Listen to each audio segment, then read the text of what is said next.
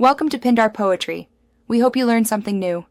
You already have admin access. Install and activate Query Monitor, then make sure the admin bar is visible. Once done, click the Query Monitor drop-down in the toolbar to open the tool. You're starting in the Queries panel because it shows SQL statements, execution times, and caller context. This is the fastest way to diagnose slow pages. As you open it, pay attention to total query count and the slowest individual queries, so you can prioritize what to investigate first. Now filter results to reduce noise. Choose components to isolate plugins, themes, or core queries, and use caller to see which file or function triggers each SQL. Once filtered, sort by execution time to expose the slowest queries.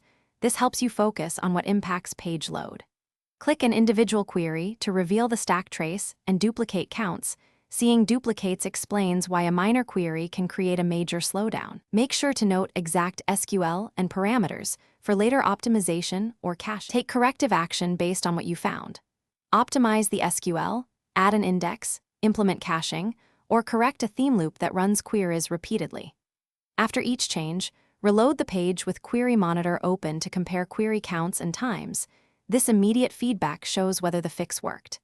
If Query Monitor shows incomplete information or no queries, try disabling persistent object caching temporarily or deactivate suspect plugins. Often a caching layer or conflict hides live queries and prevents accurate diagnosis.